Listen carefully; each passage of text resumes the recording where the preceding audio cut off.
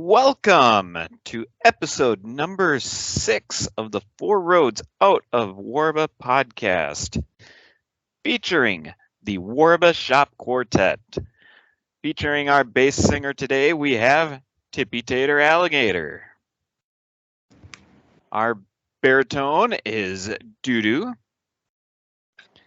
We have our mezzo-soprano in Bob. And I will be playing the lead role in the Warbashop Quartet today. So, before we get on to our wonderful subject, which is DIY disasters, we're going to just go around the room and see what's been up. Tippy Tater Alligator, how was your last week? A lot of the same as far as work goes, but we got a 4-day break, so I was able to go back to Minnesota for a few days. Kind of took our time getting out there and getting back. Was only in Warba for one night, but it was too much stuff to do in too little time. So now one night is better than no nights. It is. Yep. Doo-Doo, how was your week going? I had a really good week. Work came up, and we hung out all weekend, and I got thoroughly annihilated in the game of cribbage. Yep. Yeah, like bad. Skunked twice in 6 games. No, 3 times. Something like that, yeah. Yeah, it was horrible. But no, it was a lot of fun seeing family and yeah, good. Very cool. And Bob, how's it going with you? No, everything's good. Just got up here. Just been chaos since I got up camp here. I want to get everything nice on the computer here, but we're all good now. Happy now. Happy to be here. The whole week's been fine, just working, and now we're up camping again. So pretty uneventful. Nice. Fun.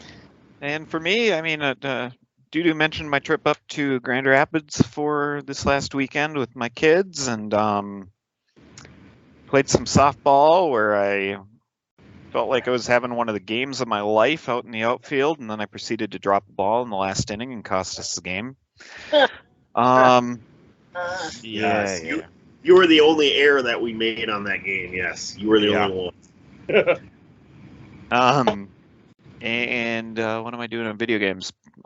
Keep on playing through Final Fantasy VII Remake and the remaster of Final Fantasy VIII, as I've been on a Final Fantasy kick here this week. So, which one's better, 7 or 8? Well, are you talking the original 7 or the remake? Either or. We'll go the remake. Well, the remake's going to top a PlayStation 1 game, yeah. So. All right. But so, I guess, to be fair, I think 7 was the better of the 2 games, too, on the PS1 era. You think so, Tippy? Ooh. I don't know. Might be kind of an unpopular opinion, but I actually prefer 8, probably because I played it more. Mm-hmm. Yeah, you only own like 8 copies of it, right? 4. Why do you own 4 copies of it? It's a long story, but I own 4 copies. Be for another podcast about how many copies of video games you own. Oh yeah, wacky video game stories is coming up someday. So, yeah, but they're both really good games. You know, the remake is more story based. It's way more story based. Yeah, they drag things out a little too much, I think. You know, the remake is is literally the first 5 hours of the original Final Fantasy VII, and they drew it out to a 50-hour video game. So, yeah, there's a lot of filler in there, but I've been having fun. That's that one with that extra big sword crap, right? Yes. Yeah. So that's been my week. Yeah, so we'll move right on in to our subject for the week. And this one was, I didn't think this was going to cause a lot of issues, but apparently the Warbashop Quartet were having problems finding disasters. But I was looking for DIY, do-it-yourself disasters. And I just figured we've all had things that we've done, whether in house repair or moving or helping people out. I figured, car repair, I figured that there were going to be a lot of stories where there was a lot of disasters, and it turned out we've got some perfectionists in this group. Well, see, for me, it was hard to determine whether or not it was a DIY, like fixing something, or, just me being an idiot. And so I have a lot of being an idiot, but then trying to specify them in the DIY or the do-it-yourself thing, a little more difficult. But I got a good list. My wife, when we were driving up, I asked her, "Hey, I got to get a few more ideas for this," and she started laughing, and she started writing stuff down a little too quick, and then she started asking my kids, and then they started throwing all the stuff out there, so my self-esteem got beaten up pretty severely on the drive here. Well, good. That's the goal of this podcast. So, yes. This is totally unrelatable, but with Skype here, is there any way to get rid of that gray bar on the top of my screen that's saying it's being recorded?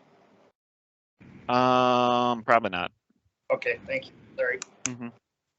All right. Edit number 1. No, just kidding. No, leave it in. Nope, so I got a question. All right, is there anything else we can do for you, Doodoo, to make this a better experience? To cater to your every need, Sir Doodoo. Ooh. Yeah, I got a few ideas. We'll talk about it when we're done here. Fair enough. Okay.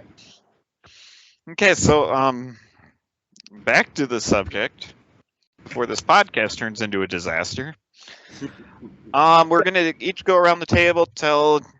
Our goal was about 3 stories. I figured that would take about enough time. If there's a little time left over, I know I've got a couple more stories I might be able to tell, and if other people do, we can share them as well. Maybe venture out of the DIY into the being an idiot section a little bit if we have to. But we'll see how long the stories take and how long the rest of the podcast will go. So we will start today with Tippy Tater Alligator. Okay. My first story, it's not so much of a disaster, but it's kind of a funny story because it was easily correctable. But it was just one of those things that I just couldn't believe that I actually did it. I wish I had a picture of it because long time ago I posted it on Facebook, and now I don't have the Facebook anymore, so I can't retrieve that picture. But this is about a little over 10 years ago, I think, maybe 2011. I was building some hanging shelves in the garage, and they were just kind of extending off another set of shelves. So, just basically taking some vertical 2x4s and bringing them down from the rafters, and then a couple horizontal 2x4s, connecting all those, and then just a plywood on top for the shelf. Well, for that first horizontal 2x4, I was working by myself, and this thing is about 16 feet long, so I needed something to support it. So I'd seen there's a step ladder in the garage, so I just kind of put the board through the step ladder and just kind of held it level. Get one side screwed in, get the other side screwed in. I'm looking at it, and I got a ladder right through the middle of my shelf. So I'm standing there looking at it, and I'm like, my goodness, you know. It's probably a good example of not to drink and do home projects at the same time too. So. So what you end up doing? Yeah, how'd you remedy that? Oh, I had only had one screw in the second side by the time I'd realized it, so I was able to just pop that screw out and pull the ladder out and continue. Nice. Good story. That is awesome. Yeah, it sounds like something any of us would do. Oh yeah. Yeah. Okay, Dudu, go ahead with your first story. All right. Well, me and a few buddies of mine bought a spot in the infield down at Kansas Motor Speedway, and a buddy of mine had a big RV we were going to take down. I had the truck to pull it. It was a 2006, I think a 6. It's been a while now. Ford 3/4 ton, 4-door, 8-foot box, big old truck. But I didn't have trailer brakes on it. So got to looking underneath the dash, and there was a plug. It was a kind of a plug-and-play type. I didn't have to wire much up. So went to the Ford dealer, got myself a trailer brake controller for the dash apart, plugged it in, heard a pop and a sizzle, and I didn't have lights or blinkers or nothing. So I took it back apart and went up to the fuse box. I think I had blown 6 fuses, something like that. I replaced them all and plugged it back in again, and I heard a pop, but everything, my lights still worked. So I turned on my blinker, and the blinker for the left came on the right. They were opposite each other. So I unplugged it, and here it was directional, so it had to be plugged in one way. And yeah, once I figured that out, it worked. Good thing you got that. Thinking right, think you're going right, and you got your left signal on, crashing into everybody. So, yeah, that took, for something just as simple as taking a panel off your dash and plugging it in. It took me about 2 hours to figure out what I had screwed up. Oofta. Yeah. Okay, Bob. All right, so first one, like I got a lot of them, but probably 5 years ago, we had a really bad leak in our roof over our porch. So I decided, I'll just rip the whole roof off and replace. That's fine. So rented a dumpster. Never done this. I don't know what I'm doing. Just ripping stuff off, throwing it off there. And my house is about 132 years old. So I had probably 4 or 5 layers of old shingles and everything on there. So finally got down to the very base. It was a metal roof. And I had been exhausted at this point. So I'm like, you know what? I'm just going to leave it. I'll put the roof parts on tomorrow. So then my wife comes home probably an hour later. And she goes, you done with the roof or what? I'm like, I got it somewhat done, but I'm going to wait till tomorrow and finish it. She's like, well, you know it's raining outside, right? I'm like, I got the metal part on there. That's fine. And then she looks and goes, So I go out and I look. And yeah, I had the metal roof on there, but there were so many nails from the years of shingles being put in there. It was like it was raining just in my porch, just pouring rain over everything. So we had a closet. We had to throw everything away. We had to throw everything away in our closet because it had just gotten totally soaked and ruined. And then my whole roof on the inside, I didn't replace it because I'm lazy, but I'm sure that's all rotten up there now too. I'll have to get rid of that eventually too. But yeah, so the next day I was able to get onto my roof and start getting the project. But this is like a week or two before I think one of our Tough Mudders. And when I was getting the roof done, I stepped on a nail about that big, went right about a couple inches, or not a couple, half an inch into my foot. So then I was spitting all blood too, and because I was wearing my roofing slippers, because I didn't have roofing boots, I had my roofing slippers. So stepped on a nail, went through my foot. But that was do they have steel toes on them? Your roofies? No, real men don't need steel toes. Okay. So I have fluffy toes. Gotcha.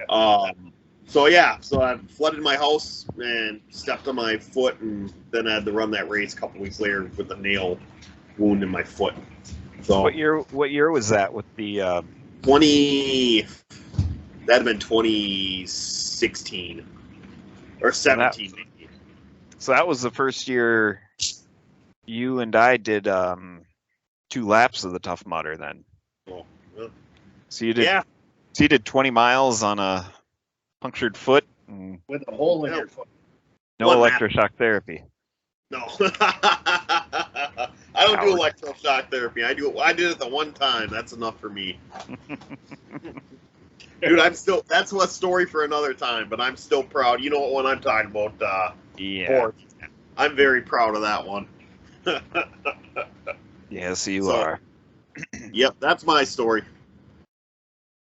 Okay, thank you there, Bob. So for my first story, I call it DIY tub repair. And so when I moved into my first home, it was a oh boy, we bought it from the bank. So yeah, Closed? and we're closed. Yes. So the house wasn't the best shape on the inside, and so I had to do a lot of minor things right away when we moved into the place, and coincidentally, all my stories are from that house. Well, one of the first things that my wife at the time wanted done was the bathtub. What's it called? The thing that the water comes out of? Is it the spigot or spout? Sure, we'll go with that. The spout of the bathtub where all the water came out, it just was grimy and old looking, and she wanted it replaced. Now, I'd never done this before, but I did a quick Google, and they said, okay, to take off the spout, all you do is you take it and give it a good turn. It would be counterclockwise. And then you should just turn it a little bit, and then the whole thing will pop right off. I'm like, okay, that sounds good. Turn it. Doesn't go. So I keep turning it and turning it and turning it and turning it. I turned it for about 10 minutes straight and could not get this spout to come off. And I'm like, what in the world is going on here? So I end up straightening it out, and then I turn on the bathtub, and no water's coming out. And I hear a scream in the basement. I go run downstairs, and it is raining in my laundry room. Water is all over the place. It's literally because it's running along the ceiling boards there, and then dripping down. So it was coming down like rain. It was the weirdest thing. So I'm frustrated. I turn it off, and I just say we can't use the bathtub until I get somebody over to fix it. Well, I didn't take my own advice, and I wanted it fixed, so I tried it again when everybody was asleep. Still couldn't get it off. Sure enough, Time to do that. Yep, sure enough, same thing happens. It's raining everywhere, and it's just, I flooded the entire room 2 times now. Finally, I'm like, okay, I got to call an expert. So I call my stepdad, Jim.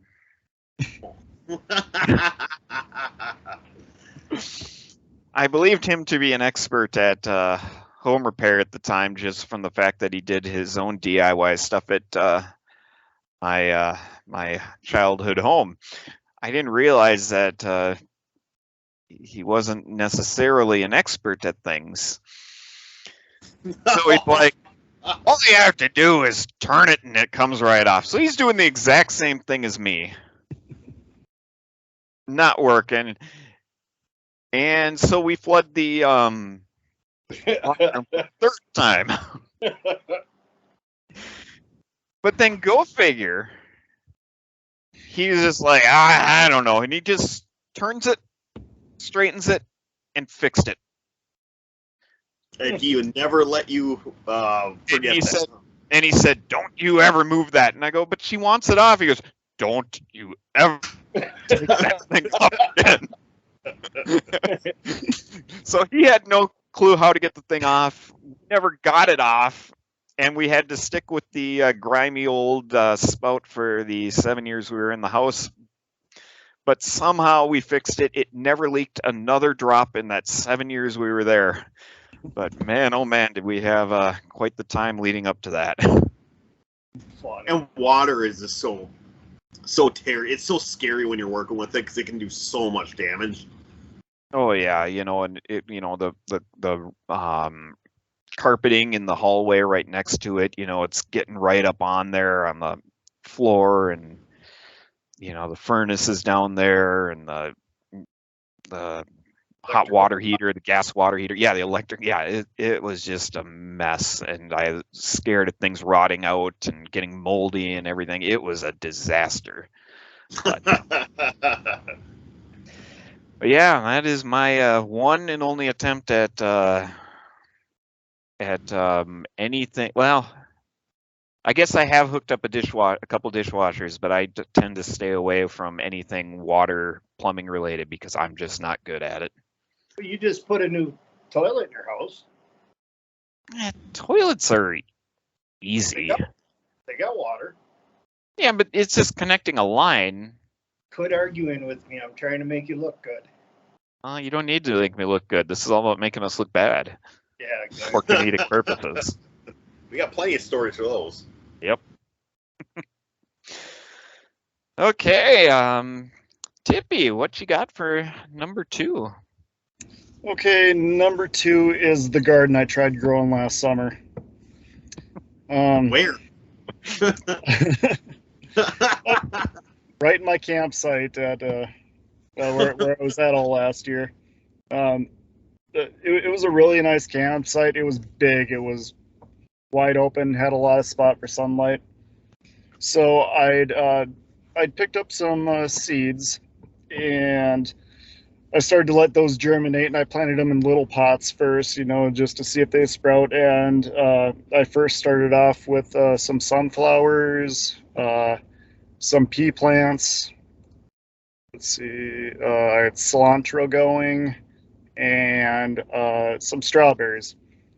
And then I'd also gotten about a 4 foot by 1 foot by maybe 16-inch deep planter box, so I could fill that with soil and put some more plants in there. I get the seedlings you can get in the garden section at Walmart. I got a bell pepper plant, and I got some onions to put in there too. And the garden was going good for a little while. I mean, the seeds germinated, they were sprouting. I eventually moved the pea plants into the planter's box with the onions and the pepper plant, and the pepper plant had a little pepper about that big growing on there before too long, and the sunflowers were just taking off like crazy. I put those in 2-gallon metal buckets, and I had 3 of them going. I gave one to one of my friends, I gave the other one to my mom, and I kept one for myself.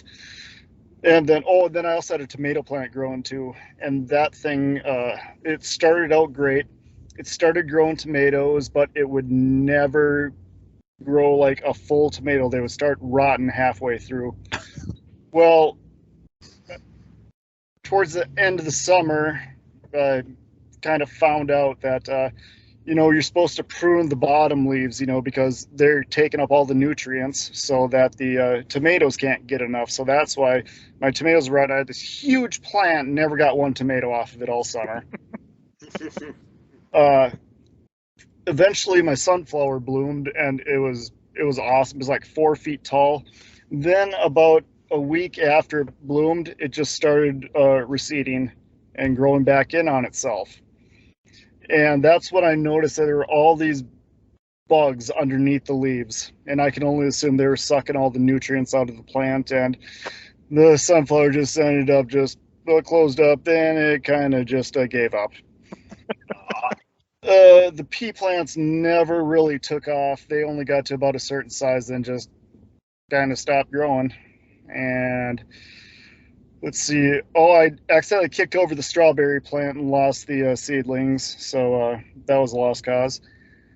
The pepper plant, it grew a full orange pepper on it, but it didn't grow anything else. It just grew one pepper. And then the onions. Eventually, towards the end of the summer, like the green stalks that were coming out were starting to wilt, and it's like, okay, am I going to lose these two? I better harvest them before, they die and rot. And I got 3 little onions about that big, so out of that entire garden, I just got 1 pepper and a couple little onions that I ended up making chicken tacos one night, so I used those as kind of fajita veggies for that. They were the best onions ever, right? What's that? They were the best onions and peppers you've ever eaten, right? Yeah. What kind of Say so. That's anyways. But then, but although I did have one success, I had a jalapeno plant growing at work, and that produced probably over 30 peppers on that one. So that actually succeeded there. But everything else in my garden was an absolute failure. So. What color bell peppers were they? The pepper was orange. Orange, okay. Pepper. Did you know they're going to be orange, or did you just grab bell pepper and didn't know what color they're going to be? No, I knew it was going to be orange. Have you guys ever tried the orange, green, or is it orange, green, yellow, and red bell peppers, like to see what they taste, the differences and stuff like that? I bought 4 of them one day and tried them all. And there's a significant difference in the taste with them. I didn't really think of that, but there is. I like the yellows. I prefer the green ones, just from when Chipotle uses green versus orange versus. I think I've had yellow ones at Chipotle before. I like them all. Well, aren't you awesome? Try to be. No. Yeah. Is it my turn? My turn? Doo-doo, yep, go on ahead. My grandparents lived in a trailer house in Warba, Minnesota,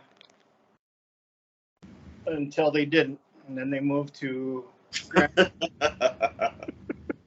and we still had their trailer house in Warba was still in the family, and my uncle decided that the kitchen side corner was drooping too much. The whole trailer house was sagging.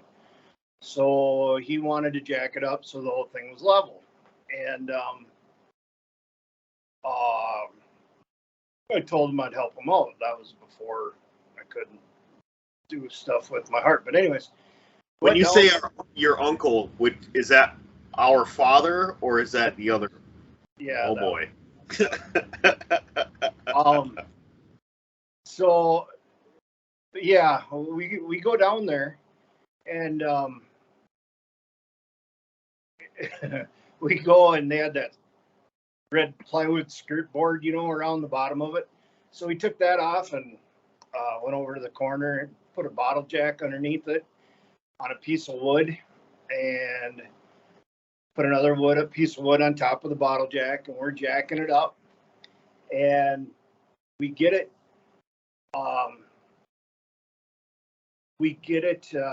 Up where it was level, start putting blocks underneath it to rest it on, and we were like a half inch too high. The last board we needed, it was a half inch too high to make it all work. So I had the bright idea. I mean, I'm smart sometimes, to instead of just jacking it up that half-inch, but I left it alone because it was level. I thought, well, I'll take the handle out for the jack, use that as a hammer, and pound that board in. As soon as I took the handle out of the jack, the part that does the pivoting went straight up in the air. And the angle to put the handle back in was now 2 inches inside the house. So you had no way to get the handle back in the jack, in the bottle jack. So that was one of my brighter moments, I think. But how did you know? I think I ended up getting frustrated, and I just grabbed the pivoting point, just manhandled it and jacked it back up enough to get the hand, or pulled it back down enough to get the handle back in it. But I was gonna say, with how strong you are, I just tried to just pick the whole house up and get it out. yeah, so yeah, so that's. Did it make a hole in the floor? No. Okay. Imagine Grandma walking through, all of a sudden, big hole comes through the floor. Yeah. Yeah, that place was in rough shape, but at least it was level. The floor was level. Yeah, it was in pretty rough shape near the end. Mm-hmm. Yeah, but I'm glad it was. I started dating my wife probably last year or two that they lived there, so I still got one picture of her sleeping on that couch. That beautiful old grandma and grandpa couch. So I got one picture of sleeping on that. So I'm like, I'm good enough right there. So at least you got to experience it. No air conditioning. But it was never that bad in there. Huh? I didn't think it was ever horrible. Like, Huh? You never had to spend that much time in there, Bob. He did. He's just, I think the heat stroke got to him. Yeah. Well, I didn't think it was like sleeping there. I never maybe I'm thinking more at night then, but it didn't seem horrible when I slept in that back room. It was nice and cool back there. Yeah, you remember during the day they would have the fan cranked, they would have every single window covered, and it would be like nearly pitch black inside the house just trying to keep it cool. And Grandpa'd be sitting there with the dirt open. Yep. What about God, when I was a kid, between the heat and the mosquitoes in that place, it was pretty miserable. Mm-hmm. Hey Tippy, what about our other grandparents? So, too, the other house in Warba. Was that one hot too in the winter? The summer, you mean? Well, Sir? in the- The summer. Yeah, the summer. Yeah, was that one hot in the summer? Yeah, as I recall. I don't remember what they had there either. Well, the ceiling fan in the living room, and then usually at least one of the oscillating fans. Yeah. Well, yeah, it was hot in there, but I always remember, Bob, like my one memory I have of summer at Grandma and Grandpa's there was they had this little tiny TV in their kitchen area up on a bench on like a dinner bar area. Yeah. They had this little tiny TV, and Bob, despite how hot it was, would make himself up a bedded type area with all the blankets and the pillows, and would be covered up in the middle of the day, in the middle of the summer, watching reruns of the Golden Girls. Well, it was nice and cool there because it had a little fan too. It was on the floor in the kitchen, and plus I'd read books there too. So poor Grandma and Grandpa, 70-some years old, tripping over me. You have brought so much joy to people's lives, Bob. Oh, I know. Yeah. I know. I just like to give back. Well, speaking of giving back, Bob, you can give us a new story. Oh boy. Well, probably the hardest. This is the second toughest thing I've ever taken upon myself to do. I remodeled my bathroom. It started in 2019, I think. We demoed the floor outside of the bathroom, the hallway, and then we decided, it'd be a good idea. Let's go into the bathroom. So then we ripped the floor out, decided, you know what, let's keep going. And then before I knew it, the whole floor, the subfloor, the walls, everything were gone. And I'm just looking at this thing going, I don't even know where to start with this thing. Because I don't know what I'm doing. I don't know plumbing. I don't know sheetrocking. I don't know electrical. And I got this huge hole now I just ripped ripped out of my bathroom. I got nothing in there. So it sat like that for a year because I was terrified to start doing it. So then I just said, I'm going to start tackling this. So I decided, all right, my lovely bride wanted to move some stuff around. She wanted the toilet moved here, or the toilet stay, but wanted the vanity moved from here over to there and the bathtub moved from here to there. And I'm like, it's just a little plumbing. That's fine. So go to the hardware store, get the Shark Bite plumbing stuff. It's just plastic. You clip it together. Like, I got this. It's no problem. So I do all that, and then there was a couple spots that I had to cut the copper off and put some plugs on there to hold the water from going up until I cut those lines off and moved them. So me and my wife are sleeping, and all of a sudden my poor son comes up to our room, knocks on our door, and he's bawling. And I'm like, what's wrong, dude? So he brings us downstairs. Well, his room is right under that bathroom.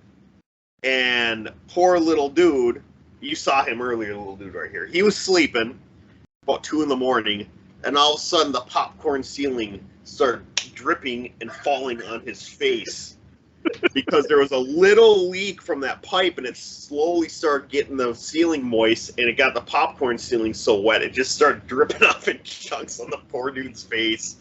Go up there, water leaked all over the place, so I had to cut a big chunk of his ceiling out and replace that. It's just a disaster.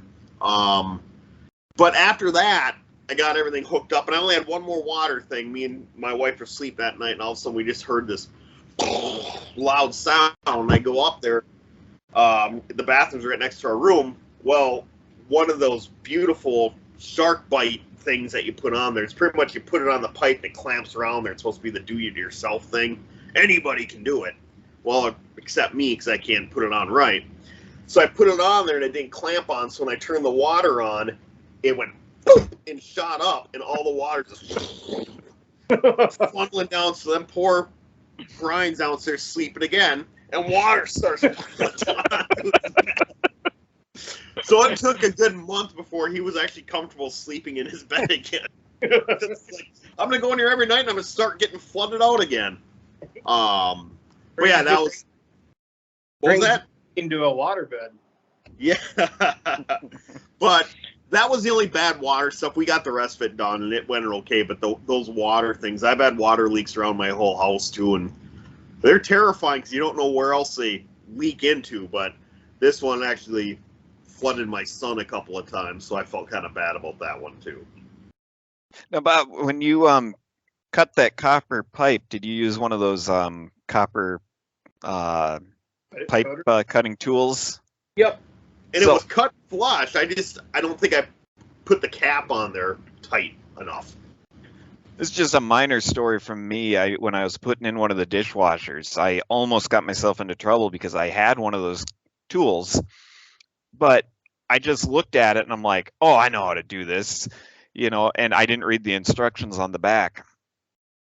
And so I had to go cut this copper pipe. So I'm like, okay, so the blade comes into this copper pipe and you tighten it, and then you just keep tightening it and the blade goes straight through. Mm-hmm. That isn't what you do. You got to get it tight and start spinning. So I kept tightening it and tightening it and tightening it. I just crushed the copper pipe. And so then when I had to cut, when I read the directions and figured it out, I just barely had enough left above the floor to be able to get the job done that I needed. But yeah, I almost made a huge mess doing that. So, funny thing about water leaks. Have you ever realized, maybe it's just me, but when you have like a bunch of water leaking at one time, the panic you have, if you could just take yourself back a step and common sense, like, okay, yep, you got a water leak, just want to go downstairs quick and turn off the water, it'll be good. But when it's happening, you're not thinking clearly. I had the same kind of situation that you did, Bort, with the bathtub. I pulled the spigot up and just started shooting water all over the place. So I start panicking. I didn't do it, but I almost said, all right, well, the best way is just to grab the pipe and just rip it out of the wall, because that'll probably bend it off and stop the leak. So I grabbed it and I started doing my, whoa, that's not a good idea. So then I got common sense and went down there. But that initial panic, when you have that water shooting all over the place, you lose all sense of any intelligence you've ever had. And you start just thinking of the worst decisions just to try and slap some kind of quick Band-Aid on it. And, if I would have done that, I could not imagine the chaos that would happen. Your idea was to pull it out of the wall and bend it like Superman? Well, no, I got nervous. I'm like, okay, I'm going to grab it. If I can bend it over, then maybe that'll stop it from shooting all over the place. No, it was a horrible idea. So, like, when you were having that leak, did you have a crazy panic moment there? Well, yeah, I was panicking, but I also had the house shut-off valve across the highway, the hallway. Okay. It was right there, so when I saw it, I would just turn off all the water in the house, and it was no problem, but it let out a lot of water really quickly. Oh. I mean... Mm-hmm. You start thinking in your mind, like, okay, my whole house is ruined. I'm just going to get water everywhere. Well, it's like one time at Mom and Jim's house, they did water repair, not water repair, but they were putting in trim in our sister's room in the closet area, and the guy putting in the trim just put some nails in to the trim, and then it was like that, and like a couple nights later, all of a sudden water was everywhere in the basement just out of nowhere, and it turns out one of those nails went through the water pipe that went into the bathtub and they had water everywhere, and they had to rip out her whole wall and replace that whole pipe from the nails that the guy accidentally put into the pipe. Did that guy come back and do it, or did they have to find somebody else? It was one of Jim's friends, so so he had to do it themselves. I have no clue. Oh, yeah, funny. that was, oh boy. All right, hey, what do you got, Bort? Well, I call this one DIY screen repair for a window screen, So when I moved into my foreclosed house, Dudu and Bob were helping me, and one of the screens in my living room was torn. And so while we were moving in, they had this brilliant idea to go to the hardware store and buy a screen repair kit and replace the entire window screen for me. And they did it and did a marvelous job. I have, to this day, I look at all these window screens in all these houses, and I see that window screen that they put in, and it was marvelous. I looked at that screen for 7 years, every single time, thought, my gosh, what a job they did. And I am not exaggerating. I was so happy with that screen. Well, on the other end of the house, so that was in the living room, but it was on the back side of the house. The front side of the house, it was a twin home, split level. So the bedrooms were on the other side of the house, facing the street, and the bedrooms were over the garage. So that, it was loud when the garage door opened and closed and stuff like this. So there's the bedrooms, and then there was the roof that was above part of the garage, and then it went down to the street level. And anyways, in that bedroom, there was just no screen whatsoever on one of those windows. And I had a 2.5-year-old daughter at the time, and that room was intended to be her playroom. So my wife at the time said, we need to get a window or a screen on this window so we can have the window open for her so it's nice and safe. And so I thought about it, and I'm like, well, Bob and Andrew did Bob and Dudu did an amazing job. So why can't I? Did you get a phone call, Bob? I didn't get a phone call. We would have done it. He didn't want it done right. Yeah, well. Okay, I mean, if you want to skip 7 years ahead, I never did get that screen in right. So the one difference is there was just no screen there, so I had to build the frame as well. That was the one thing you guys had that I didn't have. And I didn't have the proper cutting tools to cut the frame right. I was just using a hand saw and couldn't get it exactly right. And if I did, it was moving the metal for the screen into, so I couldn't get the corner joints in right. But then on top of that all, I just could not get the concept of letting there be a little bit of slack in the screen. So when you put it into place, it doesn't warp the frame. Again, I tried over the years I bet you 4 times to get that in, and every time I would put that screen way too tight, so this flat window would start going like this immediately. And then my great idea is you just jam it in there and try to make it work, and it never worked. So bees and box elder bugs and everything else were going through the gap of the window that's that big, and I'm trying to fix it with packaging tape and duct tape because I don't know any better. I'm a moron at that point when it comes to home repair. I still am, but even worse back then. But the first time I did it, it was so bad I couldn't even get it in the window. And so I threw it all away, but it's like it's a warm summer day, and I decide, my child in her playroom needed to have the window open, but that's not safe, having a window open. But I'm like, she's 2.5. I can crack it open about like this. She'll be fine. So I do that, and then at this point, I can't remember what happened to me, but I disappear from the story. So I'll just tell you what happened. She pulled something up to the window. I can't remember if it was a chair or a toy. And she stood on it and started looking out the window.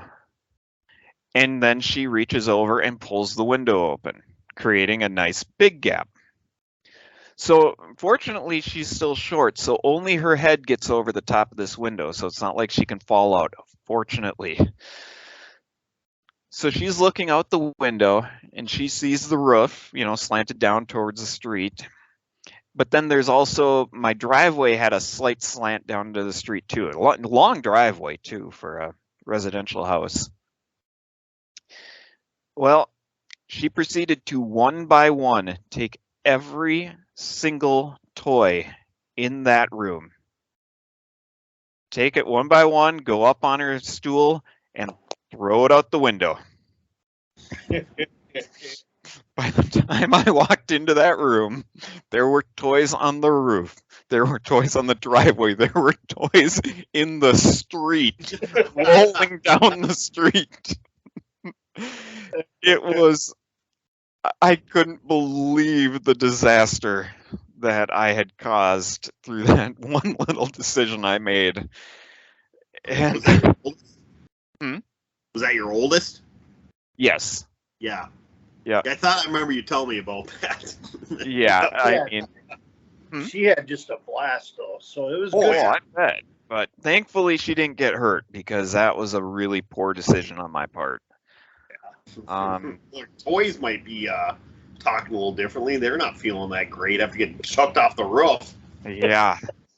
I mean, it was just crazy. I mean, and her determination. She had a great time. Yeah. Oh, yeah. Like she had throw her bed out, her mattress and all that stuff. Well, yeah, it was just the playroom, so we lucked out there. But Funny. Okay, I go ahead, Tippy, with your third story. Okay, last summer I was looking for a few other projects besides gardening to keep me occupied. And I ended up ordering 2 guitar kits. Now, these kits come with absolutely everything you need to build a fully functioning guitar. Comes with the body is basically all cut and routed out, but it's unfinished. It's just a slab of shaped wood. And then same with the neck. It's built, but it's also unfinished. And then it also comes with all your parts to all your hardware, your electronics or pickups, pots, jack, switch, and it's just up to you to do whatever you want with it. The first one I made was based on a Gibson Explorer model, and that one turned out absolutely fantastic. I got a picture of it here. I don't know if you can see it. Yep, I got it. Yeah, Nice. That one turned out really well. And then the second one, I was doing a Gibson Les Paul model, and the top turned out absolutely fantastic. Well, the staining on it, I'm absolutely thrilled with. I'm like, gosh, this looks completely beautiful. And then it came time to clear coat it, and I was just using spray can polyurethane because I've used it before. It's it's not exactly a professional method, but it works. It can work. And I'm nearly done with it. I'm putting like the last coat on it. And I'm getting a little anxious because in hindsight, I was putting too much on and it was too hot and humid that day. And on the backside, I started to notice some bubbles. And I'm like, okay, that's a little concerning. And then eventually the entire backside of it just all bubbled out. Oh. So I've actually got it here with me. This is how the top looks. The top is perfectly fine. Yeah, that looks You good. turn it over on the back, it's hard to see with the sunlight. Oh, I see it. Oh, yeah. I've tried sanding it down some.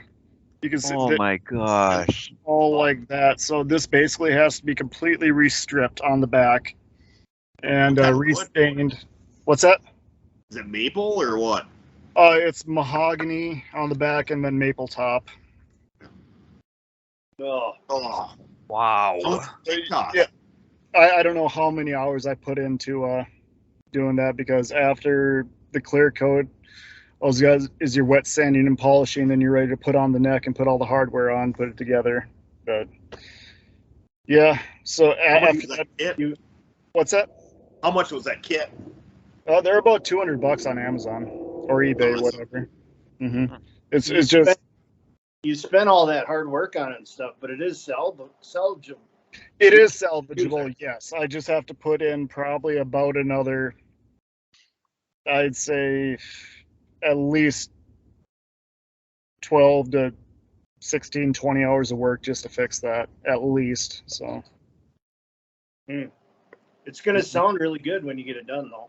oh, I don't doubt it. I bought some Seymour Duncan Black Winter pickups for it, which I'm really excited to try out. Well, you should do something completely different. Just make it like that. Just put it all together just like that. Have it just be like a scrap-looking guitar. No, this is supposed to be. I was trying to save you some work.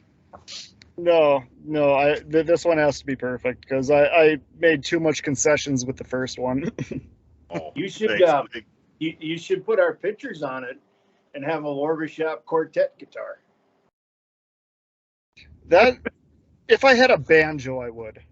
Okay. I think that's Yeah, a little more we're- fitting. Yeah. We have banjo characteristics, yes. Well, good luck redoing that. Thank you. Just, Maybe you can play us a song when you get it done. you got it. Bad Seed from Metallica. Okay, go ahead, Doo-Doo. All right. Well, back in the old days when I drove truck, I kind of ran under the theory that the more lights you can have on at night, the better. They were called chicken lights, and they were you had to have amber on the side and red out the back. So I had lights down both sides of the truck. I had lights in the front of the truck. I had big 4-inch LED round lights coming off the sleeper. That was stressful, drilling holes in the back of the truck to put lights in. But I had found these light bars that you put on either side of the frame in the back, and they had 3 4-inch LEDs, and then you hung your mud guards off of that. And the outer 2 lights for the brake, the inner one was a blinker, and then I put a amber just a marker side light on the end of the light bar. Well, I took a load down to Florida, and man, that truck. That was my baby. That truck was looking just beautiful, and I got down to Florida, and everything was working great, looking good. Stopped at a chrome shop down there, bought some wood steering wheel for the truck, and I got a load. My reload going back up to Ohio was a load of paper out of Panama Beach, Florida. So I went over there and I pulled in, shut the truck off, checked in, turned the truck on, and it wouldn't start. And like, what the heck? So I tried a couple times, it wouldn't start. So I'm thinking, well, maybe I got a bad battery. So I used the security, the guard shack there. They had a security pickup. So I ran that over quick. I asked them if I could, of course. I ran that over quick, and I jumped my truck. Yeah. I jumped my semi off of that pickup, and I got it running. And I thought, well, maybe I do have a bad battery, so I'll just leave it running there, while I'm there. Figure it out later. So I check in, I pull up to the loading dock, park the truck, walk inside, give them my load number, truck's running, come back out, and the truck shut off again. I'm like, what the heck? So there's this guy running around in a pickup, so I jumped the truck again, got it going, and I turned all my lights and blinkers on. And I had nothing on the driver's side of the truck. I'm like, oh, it's a wiring issue. So I started digging into wires, and I went over everything I had done, and everything looked right. I mean, I couldn't figure it out. So then it was my turn to get loaded. So I backed in and got my load of paper, and I pulled back out. And I mean, I couldn't leave the place with only half the lights working on the truck. So I pulled up and I got weighed out, made sure my weight was right. And I pulled down into this little place, and I unhooked the trailer, pulled the truck ahead, and I started ripping through wires. And I finally found it the next morning. I had to spend the night there. Finally found it the next morning. Here what happened was when I put those mud flap light bars on, I squished a wire. One little wire got squished, shorted out, and was playing tricks with my truck. Wow. Oh, it's like a set of Christmas lights. You have one bad light, ruins the whole set. The whole thing. Did you ever put Christmas lights up in your truck? On the inside, yeah. Yep. Bet that looked cool. Had them around the windshield for a while. Battery operated once. But then this last truck that I had, I stopped at a chrome shop and got little LED dome lights. So you turn the dome light on, and they were like blue colored or green or amber or whatever you wanted. So I had a blue interior, so I got blue lights on the floor, blue lights on above, blue lights in the sleeper. So yeah. Fancy. Yeah, but stupid wires. Okay, go ahead there, Bob. All right, so my last story is one of the, if not the most heartbreaking, disheartening thing I've done. So I had a Chevy Equinox. Had one. We decided, we want a nice, reliable SUV, so we went to a local guy who bought salvaged ones and refurbished them, and yeah, so we did that. We bought it from him. It was very well maintained, and I didn't know exactly what happened from start to finish of my whole catastrophe here, but I went back and I kind of put stuff together, and I realized all the problems that happened to get me from point A to point B. So I will actually be able to relay that now. So got the Equinox, and probably waited a little too long for the oil change. So that's my assumption. It was probably a good 6,000 over minimum. Over? Minimum, maybe a little bit more. But so my beautiful. So when I drove it was great, but my wife, it broke down when she was driving it, so I blame her. She was driving it home.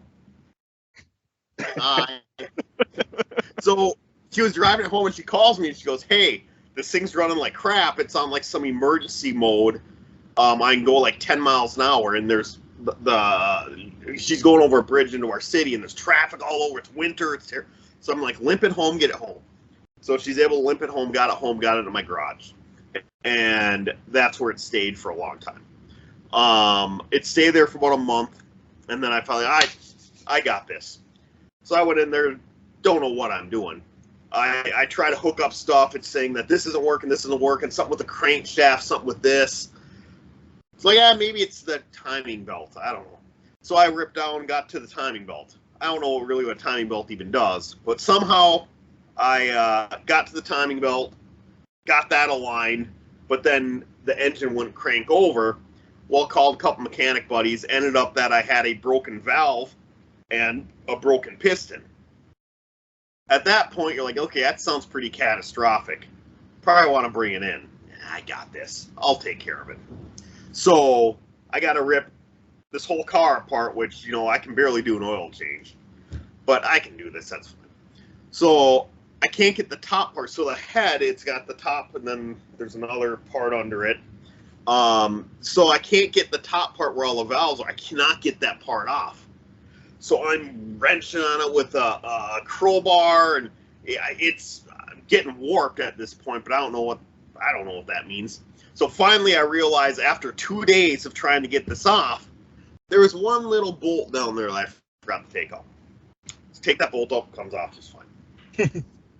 So I actually get the rest of the car. I get the valve replaced. I get the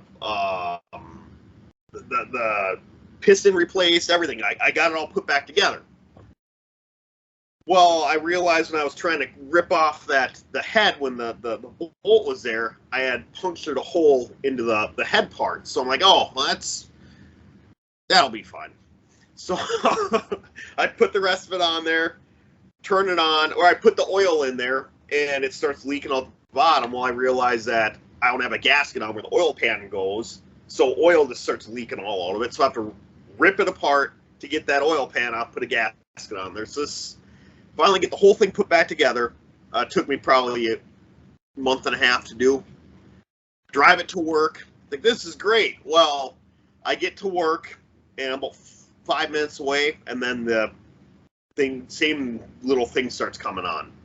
And I realized that hole that I had wasn't holding the oil in the engine, so it was spitting the oil out all the engine. It's like, so I got to bring that back to my house. So I have my wife come pull me back to my house with our van, and down the highway going, it's probably a good 10 miles down the highway to get to my house. She's pulling me on this little rope back there.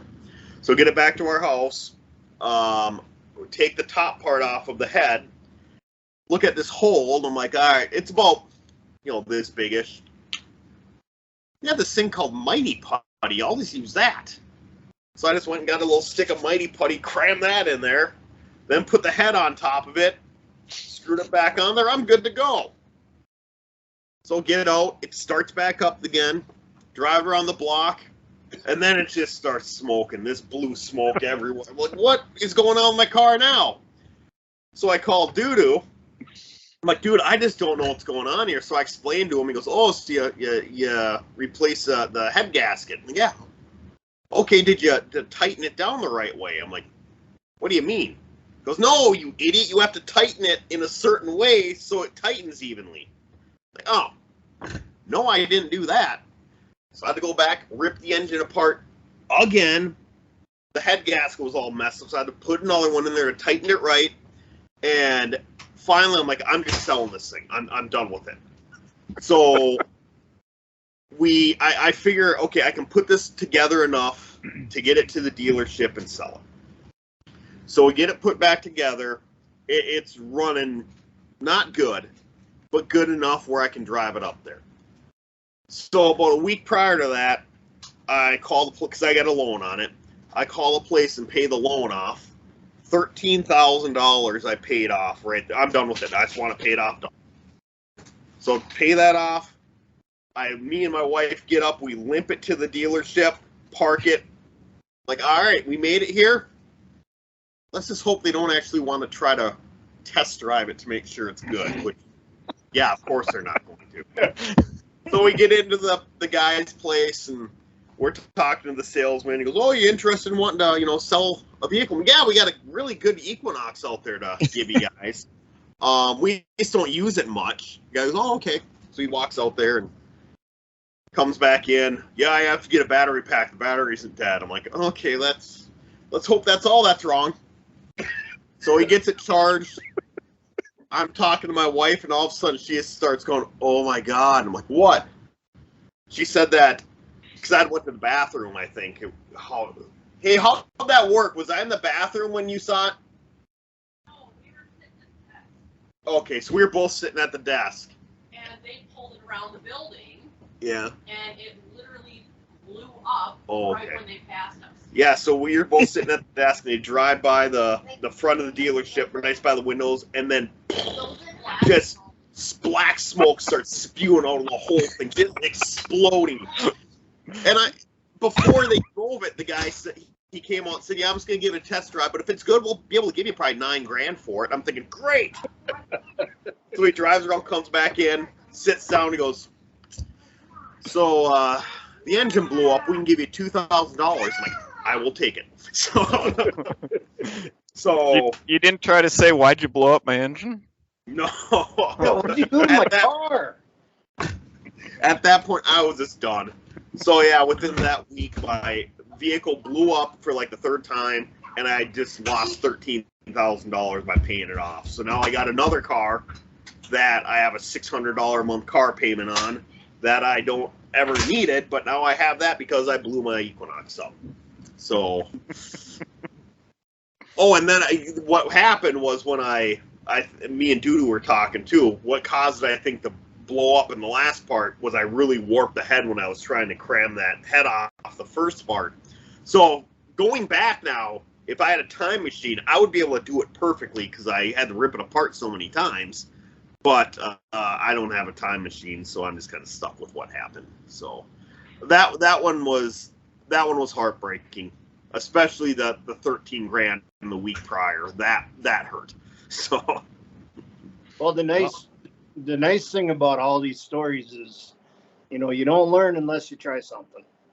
And yeah, that was your dad and I had quite a good time up here talking about you and your Equinox. I'm glad I gave you something to talk about. I'm glad. You called me and you go, I got a cracked piston now, and I said, well, you got to, you just take them out and order some new ones and slap some rings on it, and you can put it back in. And then you called me back and said, how do I get them out? And I go, we'll take the oil pan off and go from the bottom. And you call me, and then we hung up, and you called me, oh, that was really easy. I had quite a few giggles over that one. Oh, I mean, it was a lot of work. Yeah, I'm not glad it happened, but it gave me good experience working on cars. Yep. But I don't really have a good result from it. Oh yeah, I really know what I'm doing. As my port equinox is blown up. So yeah, that was my last one. Very cool. Well, we could. You mentioned the time machine. Based on these stories, I think we could do a DIY time machine that the four of us build. Ooh, yeah. If it's made from an equinox engine, I'm good. Okay. My last story. Again, in my original twin house, and this place, the garage foundation wasn't flush to the edge of the garage, and there was a little hole right near the where the comes up and down. Ice could get in and burrow down underneath the house. So my garage had a horrible infestation of mice. And during the winter, you know, I would have mouse traps out, and I'd catch a mouse every day or two. There was one that found its way into a vent in the house at one point, and in my bedroom, that same room with the screen door or the screen window, I caught a mouse in the vent right at the very edge of the vent. You know, so there were mice all over. A couple died in the crawl space under the stairs and just smelled the place up for a while. It was rough. But on this particular day, my wife at the time had come home with the kids and had pulled the vehicle into the garage. It was, you know, in the middle of the summer, and they had seen a mouse in the garage, and they were terrified, and they wanted me to take care of it. And I did not have a mouse trap out, you know, and they're like, take care of it. And I'm like, well, how do I take care of a mouse? So I'm sitting there going, what am I supposed to do? And I'm like, okay, I'm just going to try to get this thing out of the garage. And so I'm looking around, and I'm like, and I find an ice cream pail. I'm like, okay, I'm just going to put it over the mouse. That'll take care of it. And so I kind of sneak over, the mouse is at the edge, you know, along the wall, and I sneak on over. This thing's like terrified of me, but isn't running, and I get the bucket and put it down on top of the mouse. I'm like, got it. Now what do I do? Okay, so I'm sitting there going, okay, I guess I'll just start scooting this bucket along the floor, and that will the mouse will have to walk along with it. So I can scoot it and try to get it out of the garage. Well, I scooted the bucket a little too fast for this poor little mouse. Its tail went under the back side of the bucket. And I kept scooting the bucket, and I hear the thing squeaking in pain. I'm like, oh my gosh, oh. I'm just like, oh my gosh, this is horrible. And I'd gotten it right to the edge of the garage, and I'm like, oh gosh, this is just horrible. Oh, I'm like sick to my stomach, and I'm not thinking clearly at this point. I just want rid of this mouse, and I realize, what am I going to do when I get out of the garage? I've got a weird mouse here who's probably got half of a tail left. Even if it survives all this, it's going to probably go right back for that hole that I don't want it to go in, and I don't know what to do. And I'm sitting there, and I'm just, again, I'm not thinking clearly at this point. I don't know what to do. So I start looking around. Looking around. I see my golf bag. I walk over to my golf bag. I pull up my 7-iron.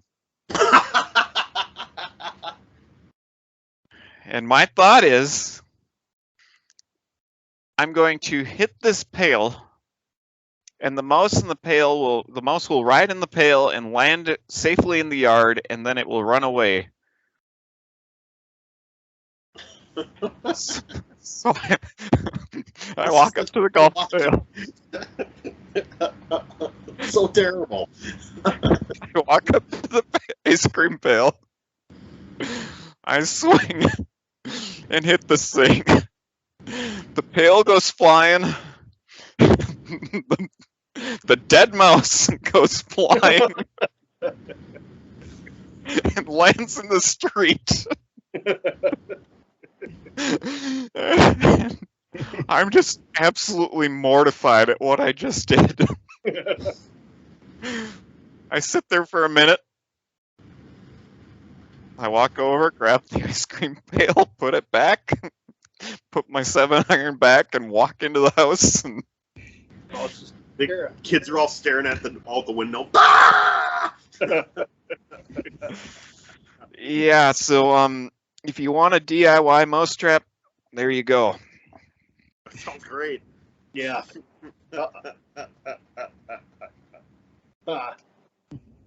So That yeah. reminds me of that. Remember the old board game Mousetrap? Mm-hmm. Yeah.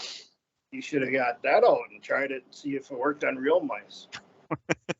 Did anybody ever play that game Mousetrap, or did everybody just set it up and run through the little activity thing and make the whole contraption work? I just- played it once. It was a crappy game. It was really bad. Yeah, I just think everybody set it up just to have it run through the thing, and it didn't work half the time. Yep. Well, we are a bunch of really, really talented people here, aren't we? Indeed. Indeed. Well, before we get taken off for the week, I know everyone's going to be so sad, but let's find out what's going to be happening with the crew in this upcoming week. Tippy, got anything happening? No, nothing new. It's just gonna be a lot of the same. It's gonna be a typical week for me. Okay, Judo, got any big plans? Saturdays I call bingo at my mom's apartment for the apartment dwellers, so I'll do that. And then Sunday, I'm kind of proud of this. I started volunteering at the VFW to call bingo on Sundays for the vets and everybody else that came out. So my first time will be on this coming Sunday, and yeah, then the week will be pretty quiet. I got to run a couple of the ladies that mom knows from her building. I got to run one to the doctor and one to the eye clinic or something like that. So that's about it. Cool. Yeah. Bob? No, working up here camping until Sunday, and then just head back to work. So pretty non-eventful for us, which fine by me. Nice. How about you, Bort? What do you I'm- got? Bert? I am running in the Tough Mudder Infinity this weekend.